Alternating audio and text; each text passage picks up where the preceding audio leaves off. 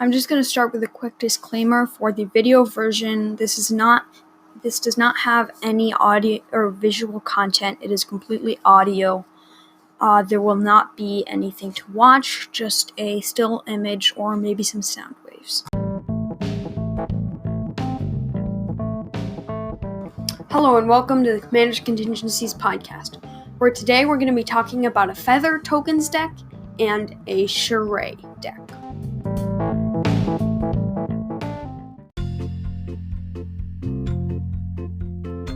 Alright, I'm just going to briefly go over the rules for people who do not know. So the goal of the Commander Quest is to make a Magic the Gathering Commander deck. Every single card in Magic the Gathering. So, there are roughly 20,000 cards in Magic that I can play legally. So, the idea is, if I make Commander decks with those cards in them, with no duplicates, in about 300 decks, I will have made a Commander deck with every single card in Magic the Gathering. That is the eventual goal. And these are just decks that I'm brewing to begin the challenge.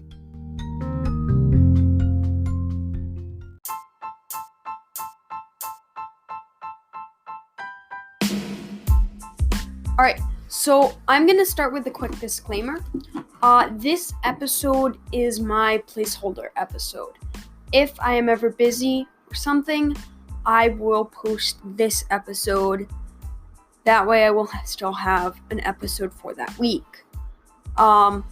So this means that if there's any current news, I will not say it in this episode. This also means that certain things that I say may not be relevant anymore. But anyways, let's get into the deck. Because I do not know what will be happening at the moment at which this is releasing, I'm just going to go straight into the decks. So I have two decks, and I'm going to start off with the Feather deck.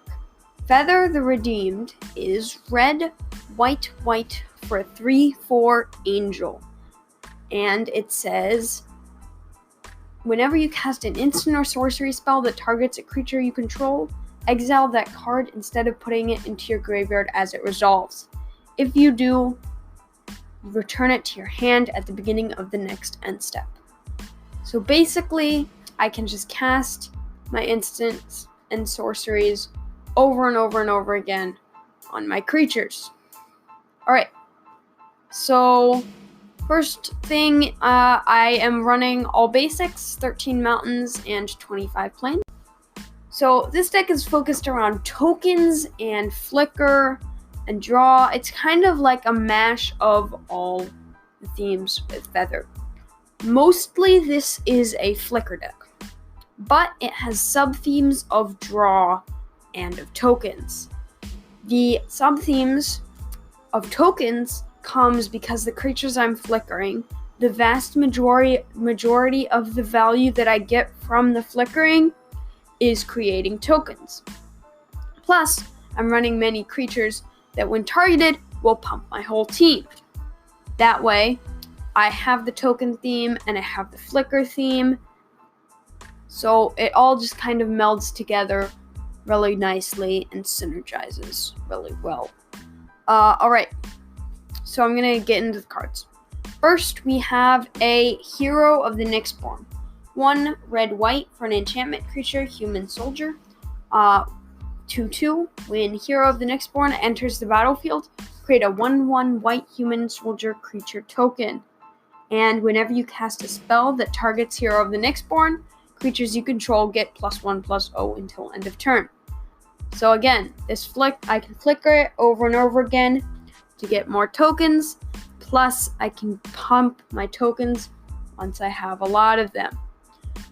Next, we have a Crowan Conscriptor, which is 4 and a red for creature human shaman, 3/2. Heroic. Whenever you cast a spell that targets a Crowan Conscriptor, gain control of another target creature until end of turn. untap that creature, it gains haste until end of turn. I am running all of the heroic cards that I can in this deck because I don't think they would be playable, or almost all of them. They wouldn't really be playable in other decks, but they work pretty well in this deck and they synergize nicely. Next, I have a Crowan Crusader, which is red for a 1/1 creature human soldier, and it has heroic. Whenever you cast a spell that targets a Crowan Crusader, create a 1/1 red soldier creature token with haste. From now on, I'm not going to say what heroic is. I'm just going to assume that you know what it does. A Crowan Linebreaker is 2 and a red for a 2/1. Heroic, it gets +2/+0 and intimidate until end of turn. A Crowan Skyguard is 1 and a white for a 1/1 flying. Heroic, put a +1/+1 counter on it. Anax and Cymede, 1 red-white for a 3/2 for strike vigilance. Heroic, creatures that control get +1/+0 and gain trample until end of turn. Most of them are just small amounts of value I can incidentally get, but Anax and Cymede is great because I can pump my tokens. Arena Athlete is 1 and a red for a creature human. 2/1 heroic. Target creature an opponent controls can't block this turn. Captain of the Watch, 4 white for 3/3 vigilance. Human soldier. Other soldier creatures you control get +1/+1 and have vigilance. And when it enters the battlefield, create 3 1/1 soldiers. So if I flicker this over and over again, I can get 3 1/1s every single time I flicker it.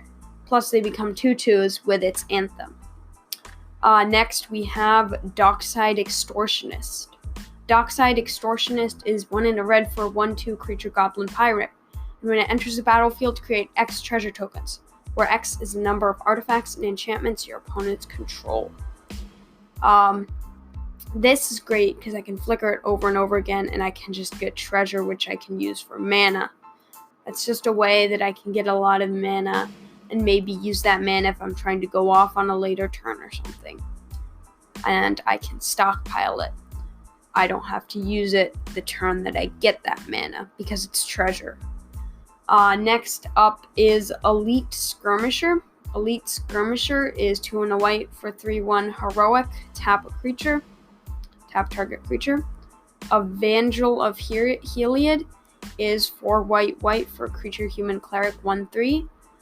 Put a number of 1/1 when it enters the battlefield. Put a number of 1/1 white soldier creature tokens onto the battlefield where equal to your devotion to white.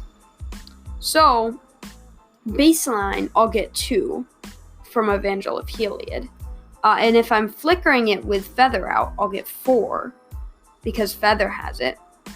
And so baseline, I'm almost always probably going to get 4, but most likely I'll have even more, which is amazing.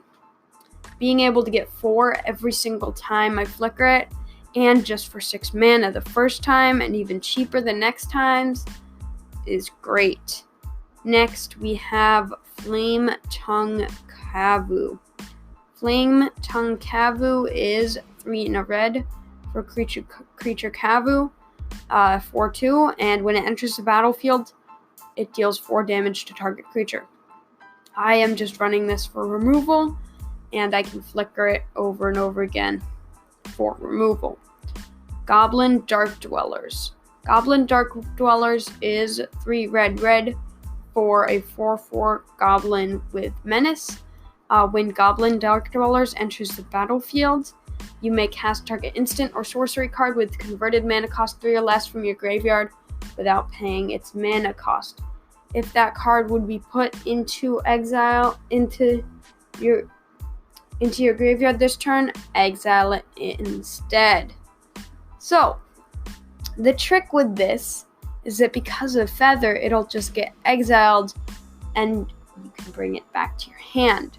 So, when it enters, you can cast target instant or sorcery from your graveyard, and then it'll come right back to your hand. Next is Goblin Goliath. Goblin Goliath is 4 red for a 5/4 creature goblin mutant. When Goblin Goliath enters the battlefield, create a number of 1/1 red goblin creature tokens equal to the number of opponents you have. So most likely 3. And then 3, tap. If a source you control would deal damage to an opponent this turn, it deals double that damage to that player instead. I'm not sure how exactly that would synergize because it can only have one source to one player, and most of the damage that I would do in this deck would be really spread out, but maybe that might be helpful. Goblin Matron is 2 and a red for a 1/1 creature goblin. When Goblin Matron enters the battlefield, you may search your library for a goblin card, reveal that card, put it into your hand, and shuffle your library. So, there's also Goblin Recruiter, which is 1 and a red for a 1/1 creature goblin. When Goblin Recruiter comes into play, search your library for any number of goblin cards you choose, reveal those cards, then shuffle your library and put them on top of it in any order you choose. Alright, so what you're going to grab with those cards is Zada, Hedron Grinder. Zada, Hedron Grinder is 3 and a red for a legendary creature goblin ally, 3/3. Whenever you cast an instant or sorcery spell that targets only Zada, Hedron Grinder, copy that spell for each other creature you control that the spell could target. Each copy targets a different one of those creatures. This way, the cards that I'm casting target everything. It's great. Next, we have Hero of the Games. Hero of the Games is 2 and a red for a creature human soldier, 3/2. And whenever you cast a spell that targets Hero of the Games, creatures you control get +1/+0 until end of turn. Next up is Hero of the Pride. Hero of the Pride is 1 and a white for a 2/2. Whenever you cast a spell that targets Hero of the Pride, creatures you control get +1/+0 until end of turn. Knight Captain of Eos is 4 and a white for a 2/2. When it comes into play, create 2 1/1s, and I can set 2 1/1 soldiers. And I could pay a white, sacrifice a soldier, prevent all combat damage that would be dealt this turn. So it's a fog, and I can flicker it over and over again, so I can fog repeatedly. Next up, we have Labyrinth Champion. Labyrinth Champion is 3 and a red for 2/2. Heroic, it deals 2 damage to target creature or player. Lena, Selfless Champion, is 4 white for 3/3. Human Knight, and when it enters the battlefield, create a 1/1 white soldier creature token for each non-creature you control. So, bare minimum with just this and Feather, you'll get 2, which is good enough, but most likely you'll probably get at least 3, which is baseline what you want to be getting for 6 mana on an ETB. It's great. You can also sacrifice Lena, and creatures you control with power less than Lena gain indestructible until end of turn. Lena is a 3/3. Sacrifice ability can help protect your stuff. Sadly, it does not protect Feather, though, which is too bad.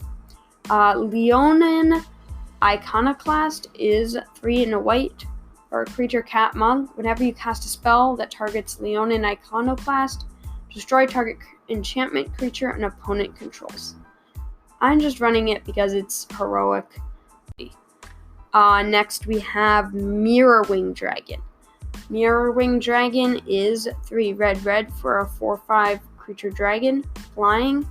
Whenever a player casts an instant or sorcery spell that targets only Mirrorwing Dragon, that player copies that spell for each other creature he or she controls that the spell could target. Each copy targets a different one of those creatures. So if I cast a spell on Mirrorwing Dragon, it'll copy to all of my creatures. If an opponent casts a spell, it'll copy to all of their creatures. That is how that works.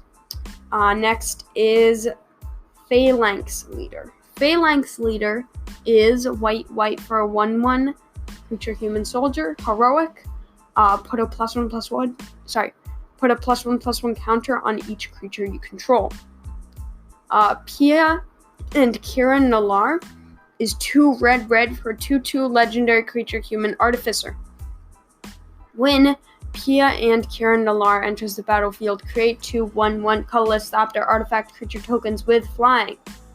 And 2 in a red, sacrifice an artifact. Pia and Kira Nalar deals 2 damage to any target. Next, that's great. Again, I can flicker it over and over again, and it can be removal. Next up, we have Precursor Golem. Precursor Golem is 5 for an artifact creature golem. Whenever a player casts an instant or sorcery spell that targets only a single golem, copy that spell for each golem it could target. Each copy targets a different one of those golems. That's great. Yeah. It just means that I can cast the things over and over again. And if I can also just flicker everything, I don't ever end up with more because it will flicker my tokens too, and flickering tokens means that they're gone, but it's still nice. Next we have Reverent Hoplite. Reverent Hoplite is 4 and a white for a creature human soldier. Whenever Reverent Hoplite enters the battlefield, when Reverent Hoplite enters the battlefield, create a number of 1/1 white human soldier creature tokens equal to your devotion to white. 4 and a white, it's a 1/2. So with Feather, I can be creating 2 for 5 mana, which is a great rate, and I might even be able to get more. Next up, we have Satyr Hoplite, which is red for a 1/1 heroic. Put a +1/+1 counter on Satyr Hoplite. Setessan Battle Priest is 1 and a white for a 1/3 creature human cleric with heroic. Put a gain 2 life. Siege Gang Commander is 3 red for creature goblin, 2/2. When Siege Gang Commander enters the battlefield, create 3 1/1 red goblin creature tokens. And 1 in a red, sacrifice a goblin. Siege Gang Commander deals 2 damage to any target. Solemn Simulacrum is 4 for an artifact creature golem, 2/2. When it enters the battlefield, you may search your library for a basic land card. Put that card onto the battlefield tapped, then shuffle your library. And when it dies, you may draw a card. Tethmos High Priest is 2 and a white for a 2/3 creature cat cleric. And whenever you cast a spell that targets Tethmos High Priest, return target creature card with converted mana cost 2 or less from your graveyard to the battlefield. Next up, we have Vanguard of Brimaz. Vanguard of Brimaz is white for a 2/2 vigilance creature cat soldier, and it has heroic. Whenever you cast a spell that targets Vanguard of Brimaz, put a 1/1 white cat soldier creature token with vigilance onto the battlefield. It's great. Wingsteed Rider, 1 white for a 2/2 flying heroic. Put a +1/+1 counter on it. Young Pyromancer is 1 in a red for 2/1. Whenever you cast an instant or sorcery spell, create a 1/1 red elemental creature token. Most of these fall in one of 2 camps. Either they profit from heroic, meaning whenever I target them, I get some sort of benefit. Or they give me tokens or they pump my tokens. Mostly, that way I can flicker it, I can get tokens, I can get value, and I can beat down with my pumped tokens, and I can draw. So many different things I can do. Alright, I'm going to get into the instants and sorceries. First up, I'll do sorceries. I have red for a sorcery, renegade tactics. Target creature can't block this turn, draw a card. Draw a card is great because I can do it over and over again. Plus, I might even be able to replicate it with either Mirror Wing Dragon or Zada or Precursor Golem. Next up, we have Ryle. Ryle is red for a sorcery. Ryle deals 1 damage to target creature you control. That creature gains trample until end of turn, and draw a card. I am running both of those just because they say draw a card. And being able to cast something for 1 mana over and over and over again to draw a card every single time is quite good. Next up, we have Settle Beyond Reality. Settle Beyond Reality is 4 and a white for sorcery. Choose one or both. Exile target creature you don't control, and exile target creature you control, and then return it to the battlefield under its owner's control. So, I can do that. I can target one of my creatures and flicker it and get value from that. And I can target an opponent's creature, and then I'll get this Settle Beyond Reality back, so every single turn I can get rid of an opponent's creature. That is great. Next up, we have the instants. Same as the sorceries, basically. For the instants that I'm running, they fall into mostly 2 categories. One would be flickering my creatures so that I can get value. And the second one is if they say draw a card. That way I can cast it over and over and I can get value from my heroic. If they say draw a card and they target a creature I control. Acrobatic Maneuver is 2 and a white for an instant. Exile target creature you control, then return that card to the battlefield under its owner's control, and draw a card. It's great because it does both the things that I want it to for only 3 mana, and then I just get it right back to do it over and over again. Oh, and there's also the third category, which is I have a couple of extra protection spells in here. Ajani's Presence. Ajani's Presence is white for an instant. Strive. Ajani's Presence costs 2 and a white more to cast for each target beyond the first. And any number of target creatures gain +1/+1 and gain indestructible until end of turn. So, if you choose multiple targets, Ajani's Presence will still work. The feather trigger will still work. You will still be able to get it back. So it's just good protection. And if you want to get in some extra damage, maybe it'll get replicated and pump your whole team. It can help with that too. But it's also great for triggering my heroic abilities. Next up, we have a Crimson Wisps. Crimson Wisps is red for an instant. Target creature becomes red and gains haste until end of turn. Draw a card. Defiant Strike. Defiant Strike is white for an instant. Target creature gets +1/+0 until end of turn. Draw a card. Eerie Interlude. Eerie Interlude is 2 and a white for an instant. Exile any number of target creatures you control. Return those cards to the battlefield under their owner's control at the beginning of the next end step.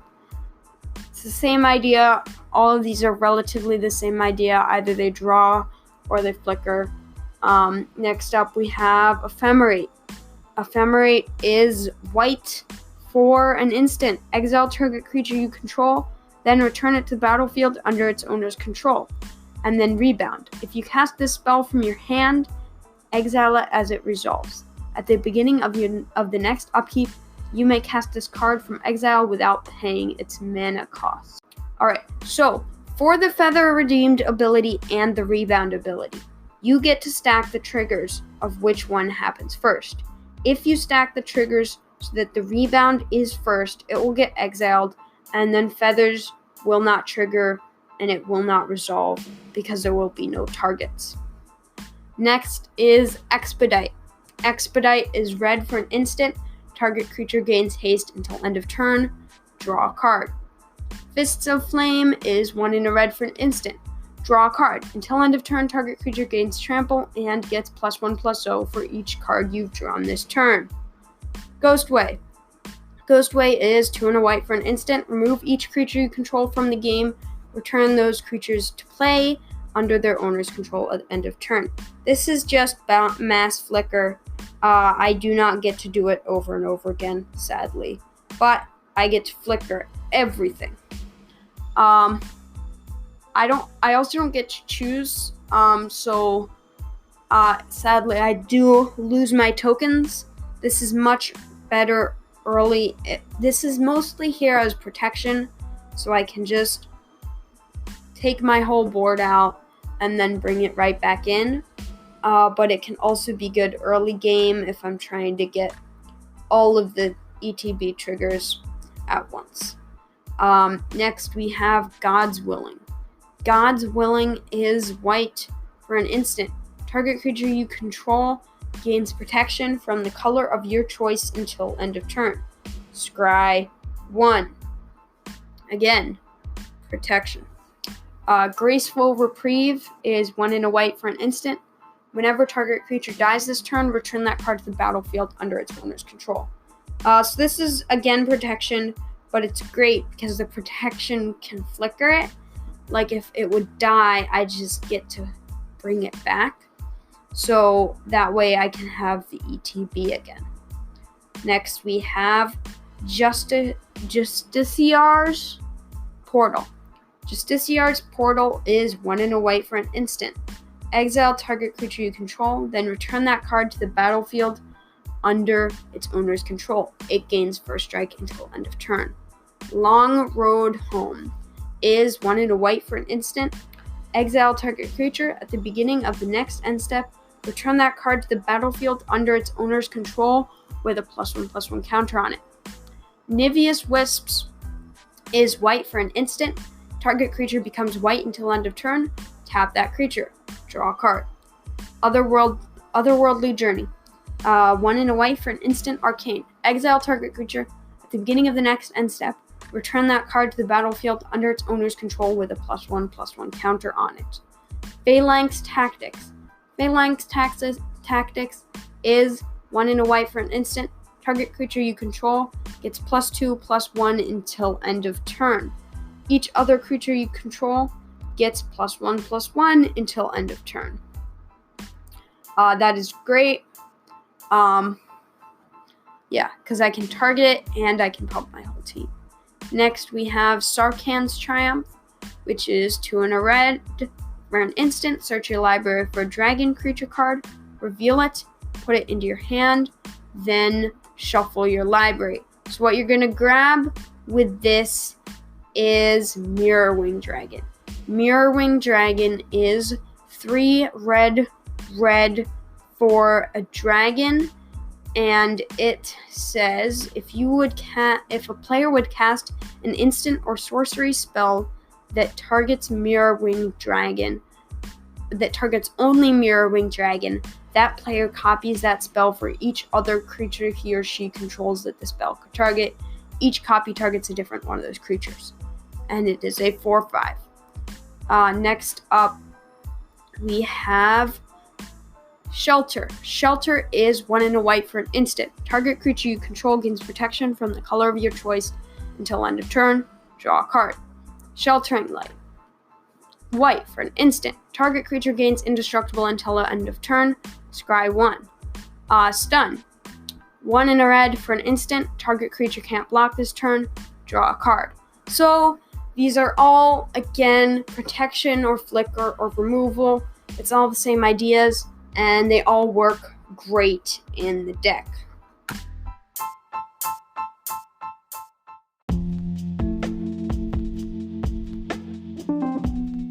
So there are a couple of notable things about this deck, including that it is surprisingly playable. I know what you're thinking. I have such limited cards. How could I possibly make a playable deck? That doesn't make any sense. And you're partially correct. But the cards in the deck aren't playable. The deck is playable. And that is what makes this deck so amazing. I get so many unplayable cards out of the way, and I just come out with an amazing deck. It's great.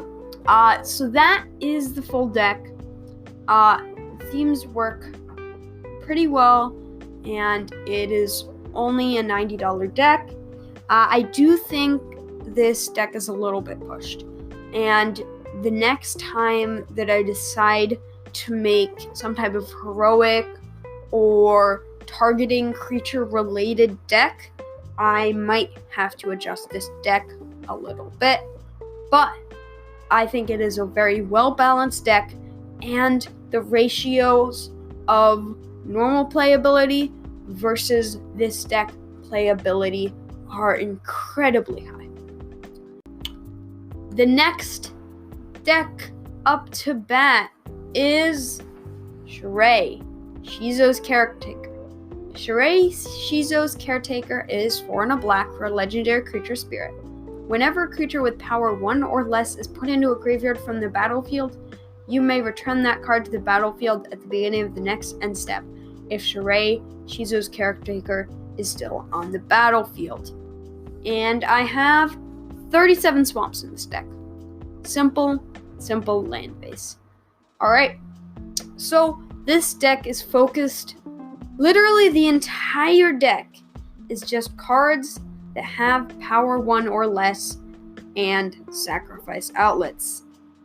I wanted to run a lot of ramp in this deck, but I have so much limited ramp that I just decided not to include any, because I couldn't include any that wouldn't just be staple ramp. So hopefully I can find a solution to that in the future. But currently it is a massive struggle in my decks to get proper ramp and proper draw. But let's get into the deck anyways. Again, I have 62 cards, 62 creatures in the deck. So I think next in the future, I'm going to try to go a little bit more with a little bit less creatures, because the decks I've built so far are very heavily creature focused. Obviously, I don't know when this is going to be released, so I don't know whether that is true anymore, but of the ones that I built before the time of this recording, they are all heavily creatures focused, and I have a lot more creatures than I do other types.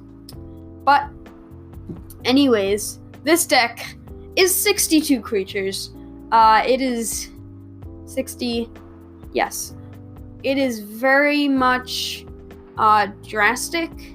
I would like to play less creatures and more of other types, but I simply didn't find effects out of it that synergized well enough. Okay, let's just get into the deck. First, I have a Lampad of Death's Vigil. Lampad of Death's Vigil is 1 and a black for 1/3 enchantment creature nymph. 1, sacrifice a creature, each opponent loses a life, and you gain a life. It's just a sack outlet that is super janky, so I'm not using them all up. Alright, we have Abyssal Gatekeeper. Abyssal Gatekeeper is 1 and a black for creature horror. When Abyssal Gatekeeper dies, each player sacrifices a creature. So this means that I can sacrifice another one of my things with power 1 or less. Because all of my sacrifice outlets use mana in order to keep playable sacrifice outlets, I get to sacrifice another one without having to pay, and all my opponents have to sacrifice. Next up, we have Ashen Skin Zubara. 1 and a black for a 1/2 creature Zubara spirit. When Ashen Skin Zubara is put into a graveyard from play, target opponent discards a card for each Zubara put into a graveyard from play this turn. So, target opponent discards a card. I don't have any other Zubara. Maybe in the future I'll make a Zubara deck, but I don't think there's enough Zubara in Magic for that to be viable. Big Game Hunter is 1 black for 1/1. When Big Game Hunter enters the battlefield, destroy target creature with power 4 or greater. It can't be regenerated. Again, same ideas as usual. I'm running cards that either have triggers when they die, or when I sacrifice them, or when they enter the battlefield, and cards that allow me to sacrifice my creatures. And Shirei just brings everything back. So I just get these effects over and over and over again. I get huge amounts of value. Alright, next up we have Black Cat. Black Cat is 1 and a black for a 1/1 zombie cat. When Black Cat dies, target opponent discards a card at random. And it is a 1/1. Blister Beetle is 1 and a black for creature insect. When Blister Beetle comes into play, target creature gets -1/-1 until end of turn. And it's a 1/1. Next we have Blood Host. 3 black for 3/3, 1 and a black, sacrifice another creature, put a +1/+1 counter on Blood Host, and you gain 2 life. Bone Shredder. 2 and a black for creature minion. 1/1, flying. Echo. At the beginning of your upkeep, if this came under your control since the beginning of the last upkeep, sacrifice it unless you pay its echo cost. And when Bone Shredder enters the battlefield, destroy target non-artifact, non-black creature.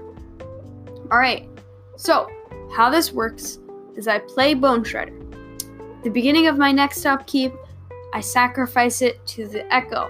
Then it comes back at the end step due to the echo, and then on my upkeep, it comes back and then I can sack it again on my upkeep. So every end step of my turn, I can destroy target non-artifact, non-black creature. Obviously, it's not every single turn like I get with the sack outlet and most of these creatures, but without requiring a sack outlet and having the amazing effect of being able to destroy creatures, that's pretty good. Alright, we have Burglar Rat. Burglar Rat is 1 and a black for a 1/1 creature rat. When Burglar Rat enters the battlefield, each opponent discards a card. When you are recurring this every single turn, and each opponent has to discard a card every single turn, it adds up really quickly. Your opponents will run out of cards in 1 or 2 turns. That ends the game for them really quickly. Another note about this deck, as you know, if you have a Shirei deck, it is very difficult to win the game.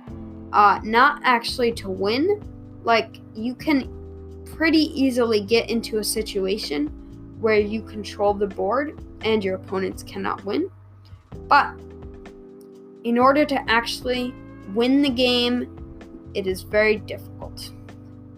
I don't have a great solution to this, but I am running a lot of creatures so I can attack people. I'm also running a couple extra damage effects, but it is still difficult if you do not draw those. Next up, we have Cadaver Imp. Cadaver Imp is 1 and a black for a flying 1/1, and when it enters the battlefield, you may return target creature card from your graveyard to your hand. It's good to be able to get back the things that died in the past. In general, your creatures should be safe, but if they die before you play out Shirei, then you might need to get them back. But you also have to be careful with your creatures and how and whether when you want to play them. It's way too situation dependent for me to put any rules on it, but you just have to be careful because you don't want to lose all of your creatures. Next, we have Cauldron Familiar. Cauldron Familiar is black for a 1/1. When Cauldron Familiar enters the battlefield, each opponent loses 1 life and you gain 1 life. And you can sacrifice a food to return Cauldron Familiar from your graveyard to the battlefield. Basically, it's just life drain that can happen every single turn.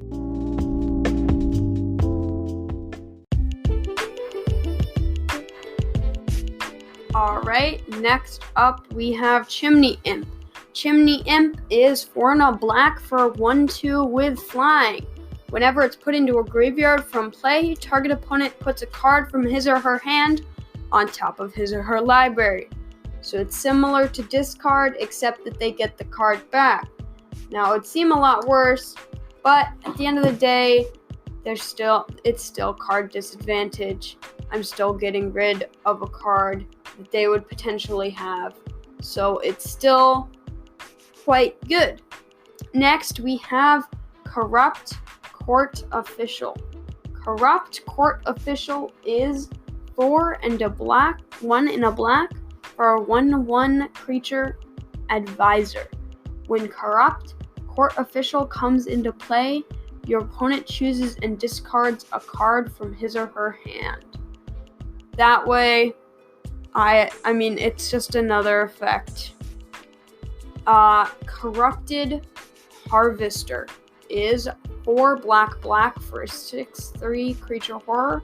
Black. Sacrifice a creature, regenerate Corrupted Harvester. It's another sacrifice outlet. It costs a black, which is unfortunate, but at least it's not multiple mana. Plus, I have to save my good sacrifice outlets. Next up, we have Death Greeter. Death Greeter is black for a 1/1 creature human shaman. Whenever another creature dies, you may gain a life.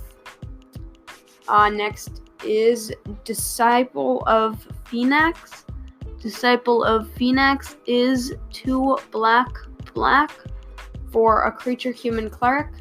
When Disciple of Phoenix enters battlefield, target opponent reveals a number of cards from his or her hand equal to your devotion to black. You choose one of them, that player discards that card.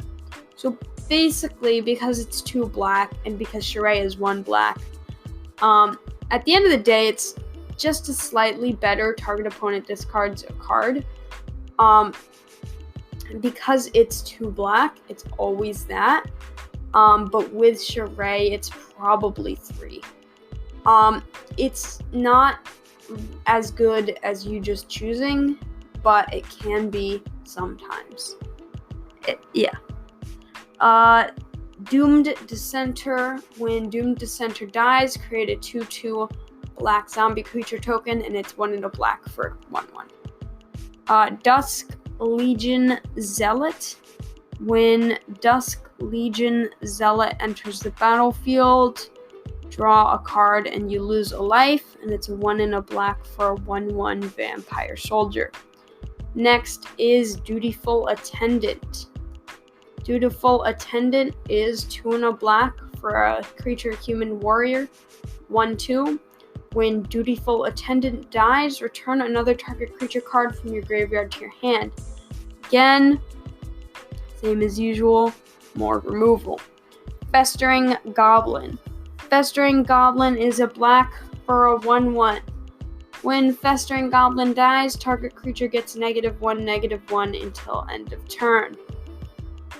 It's again more removal, but super slow. Like if I have multiple of them, then I can start getting rid of stuff. Festering Mummy is black for a 1/1. When Festering Mummy dies, you may put a -1/-1 counter on target creature. I can get rid of creatures like that. Festering Newt is black for a 1/1 creature salamander. When Festering Newt dies, target creature an opponent controls gets -1/-1 until end of turn. That creature gets -4/-4 instead if you control a creature named Bog Brew Witch. I do not have Bog Brew Witch in this deck. Fourth Bridge Prowler is 2 and a black for a 1/1 creature human rogue, and when it enters the battlefield, you may have target creature get -1/-1 until end of turn. Fume Spitter is black for creature horror. Sacrifice Fume Spitter. Put a -1/-1 counter on target creature. I can sacrifice it by itself, so I don't need a sacrifice outlet. And every single turn, I can put a -1/-1 counter on a creature. It's great. Next up, we have Grim Haruspex. Grim Haruspex is 2 and a black for a 3/2. Whenever another non-token creature you control dies, draw a card, and it has morph for a black. You may cast this card face down as a 2/2 creature for 3.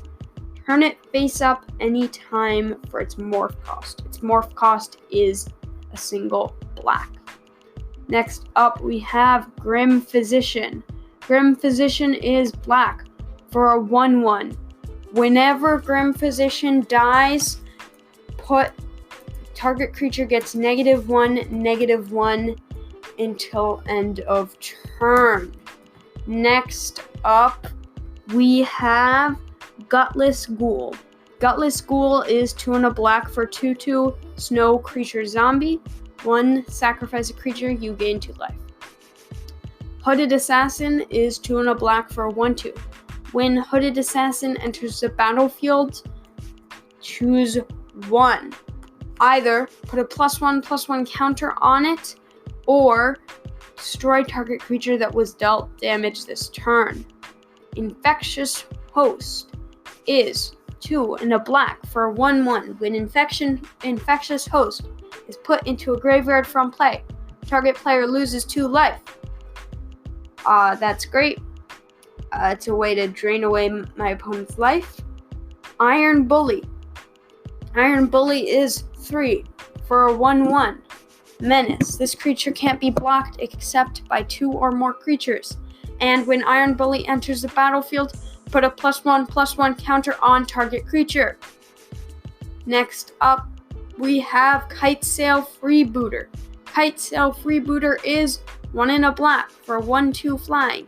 When Kitesail Freebooter enters the battlefield, target opponent reveals his or her hand. You choose a non-creature, non-land card from it. Exile that card until Kitesail Freebooter leaves the battlefield. Alright, so sadly, Kitesail Freebooter does have a ruling that if it would leave the battlefield before the enter the battlefield would trigger, you do not get to exile a card, which is really unfortunate. It makes the card not work very well, but still running it because I can just recur it over and over again. The effect doesn't work great. Overall, I just get to exile 1 card and I don't even get to repeat it, which really sucks, but I can still get benefit just from it being sacrificed. Krovikan Horror is 3 and a black for 2/2. Summon Horror. At end of any turn, if Krovikan Horror is in a graveyard with a summon card directly above it, you may put Krovikan Horror into your hand. And 1, sacrifice a creature to have Krovikan Horror deal 1 damage to target creature or player. Again, It's rather unfortunate, but Krovikan Horror says with a creature directly above it, meaning that you have to maintain the order of your graveyard. I've discussed this before. I don't like running any of these cards because it's simply not worth the hassle, in my opinion. But if I'm doing this challenge, there is no point in not running any of these cards. So, as annoying as it is to me, I am still going to include it. And the ability is 1, sacrifice a creature to have Krovikan Horror deal 1 damage to target creature or player. So it's just another sacrifice outlet. It is also a 2/2. Lazotep Reaver is 1 and a black for a 1/2 creature zombie beast. And when Lazotep Reaver enters the battlefield, amass 1. Put a +1/+1 counter on an army you control. If you don't control one, first create a 0/0 zombie army creature token. That is great.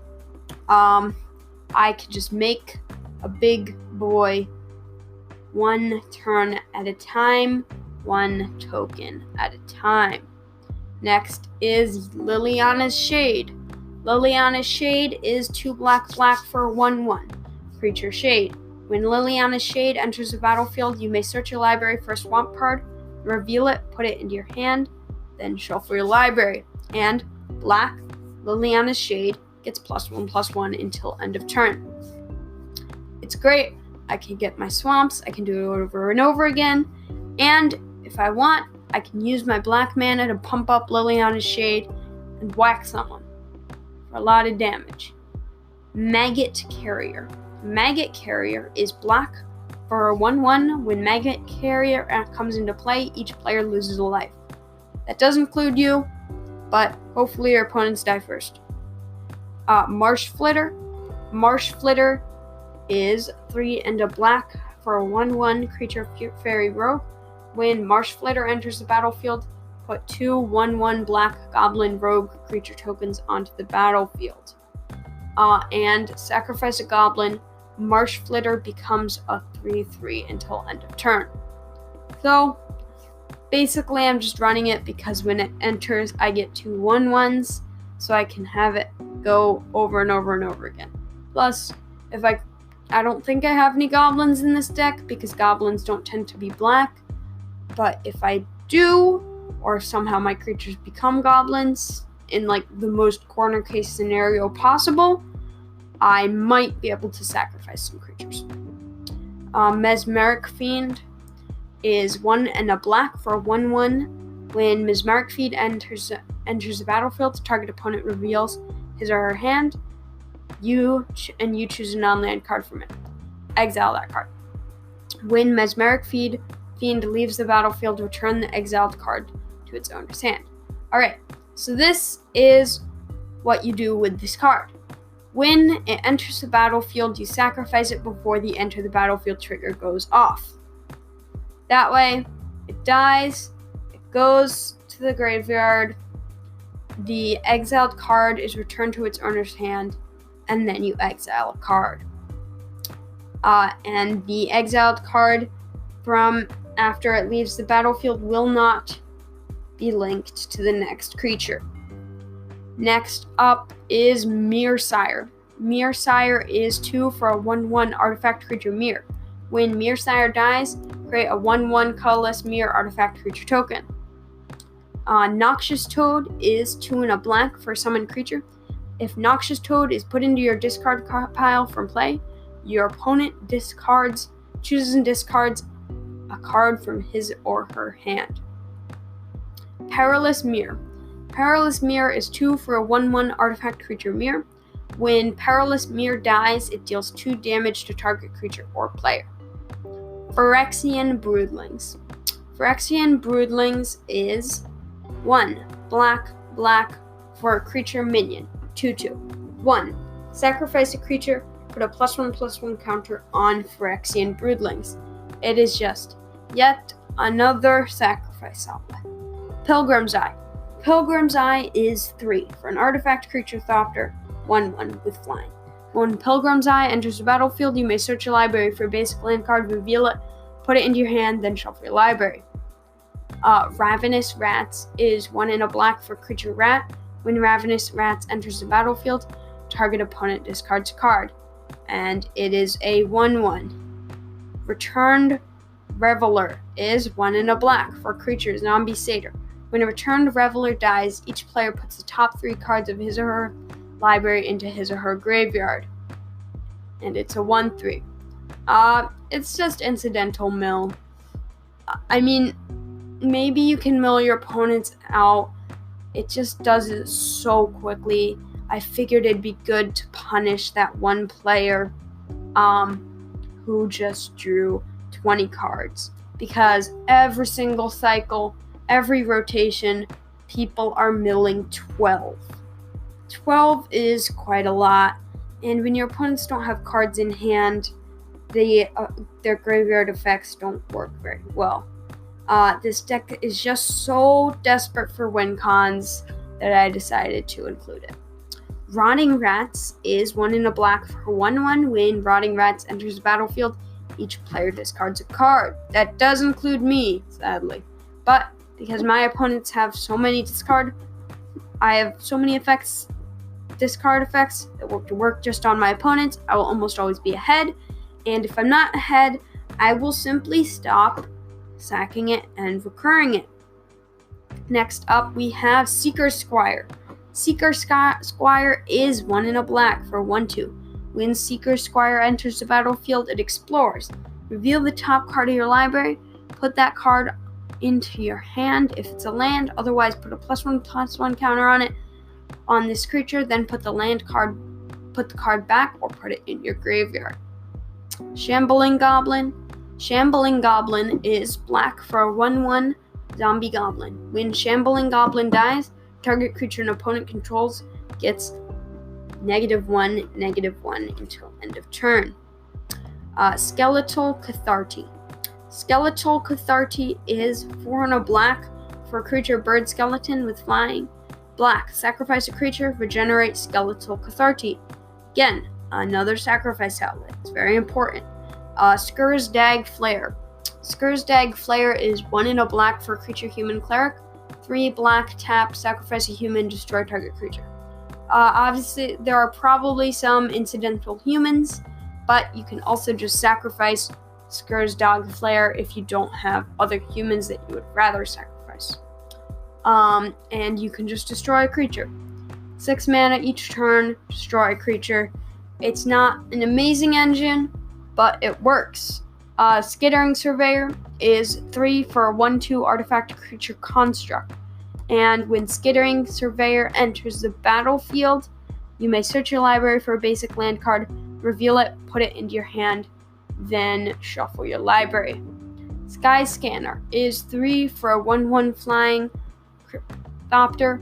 When Sky Scanner enters the battlefield, draw a card. It's great being able to recur that over and over again. Sling Gang Lieutenant is 3 and a black for a 1/1 creature goblin.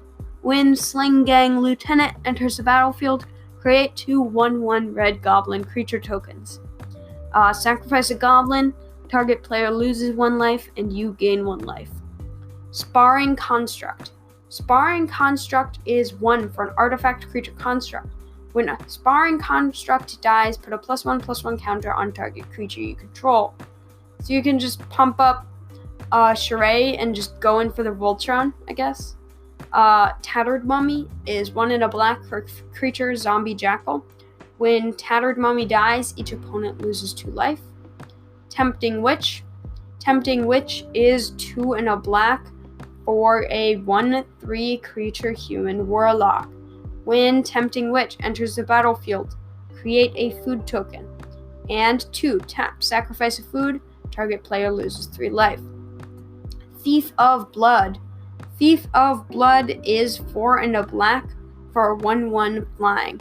As Thief of Blood enters the battlefield, remove all counters from all permanents. Thief of Blood enters the battlefield with a +1/+1 counter on it for each counter removed this way. So, First of all, you could kill all planeswalkers.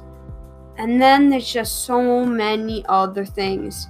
There's so many other counters. Cumulative upkeep, oh, well, that kind of sucks. +1 counters, -1 counters, every single counter is gone.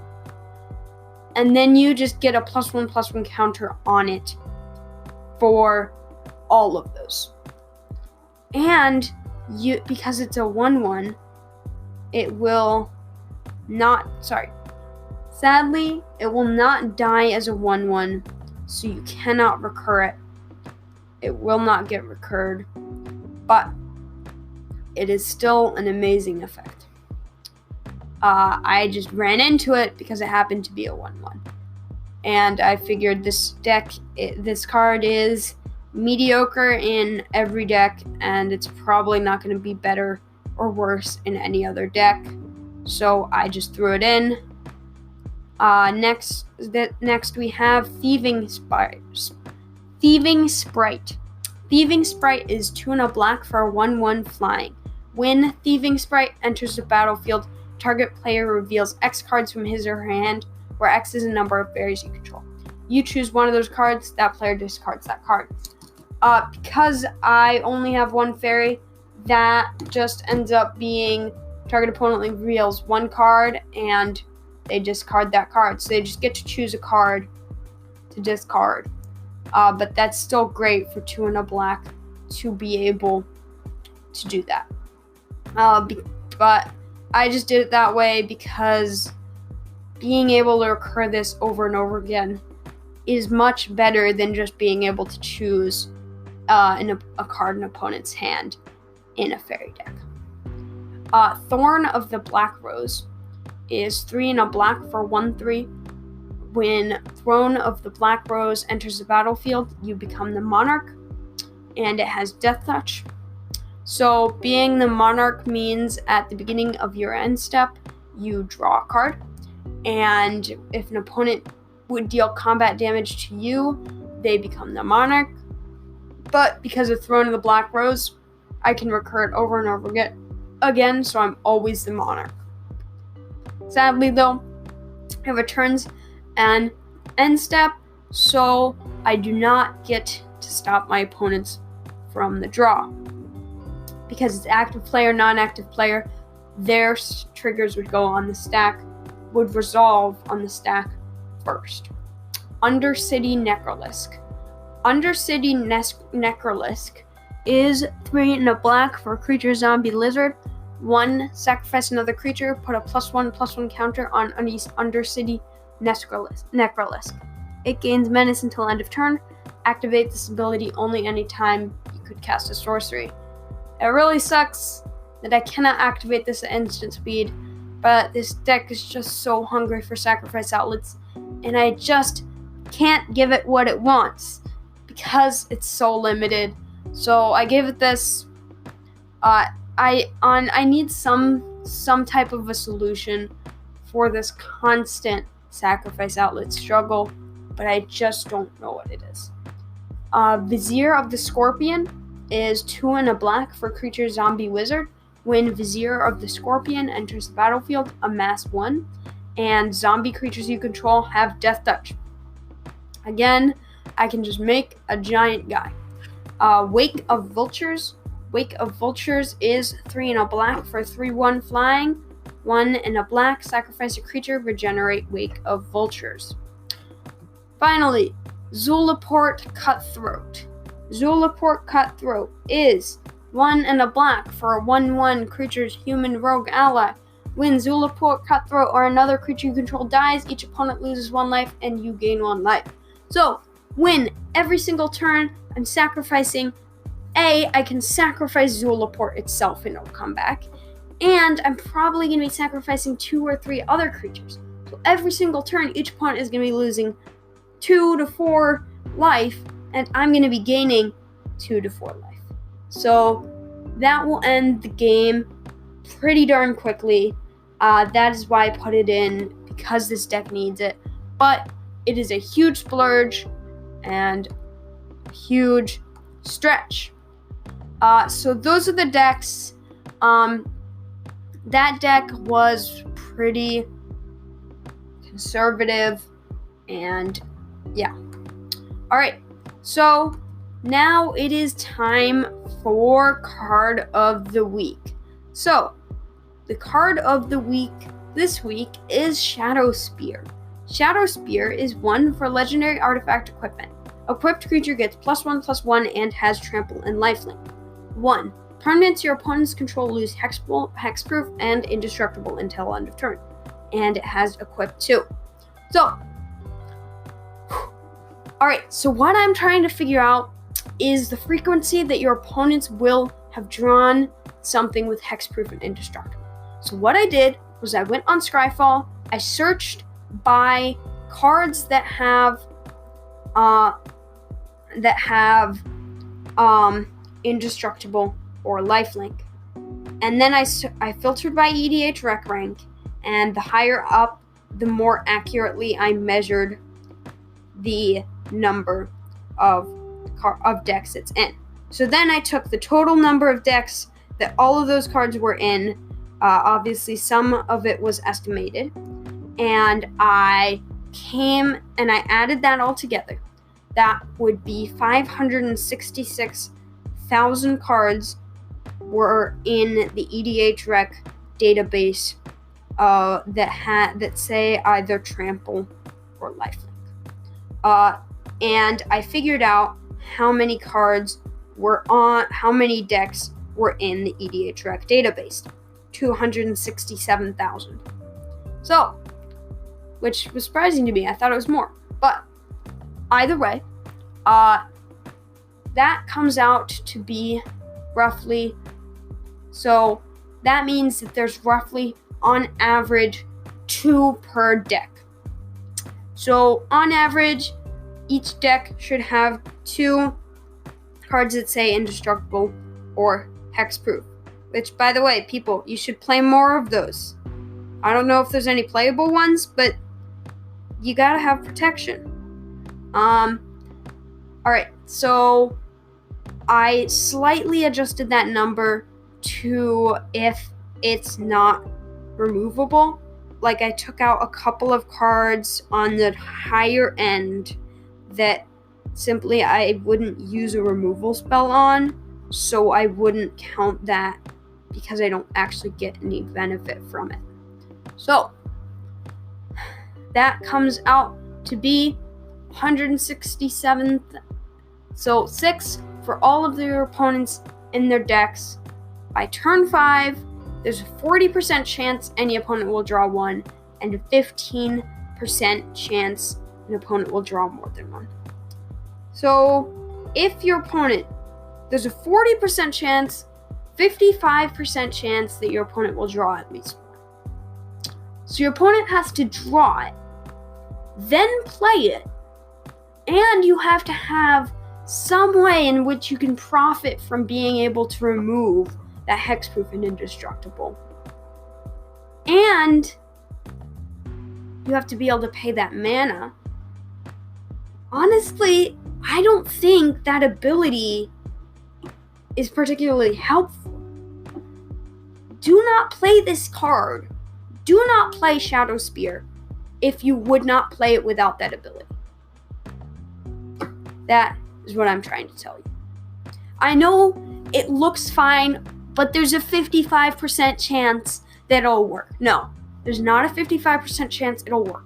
There's a 55% chance any one of your opponents will draw a card that has hexproof or indestructible, and that does not equate to working 55% of the time. It will almost never work. It is a very small upside, and because it's not perfect, I didn't discount everything that isn't removable. Also, this is even giving it the better, making it look better than it is. So, do not run Shadow Spear if you do not want it, if that ability did not exist.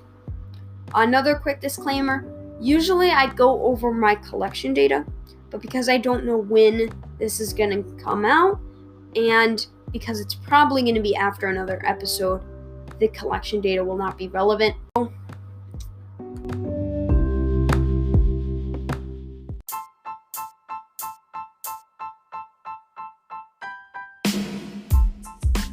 You can join my Discord server with the link in the description.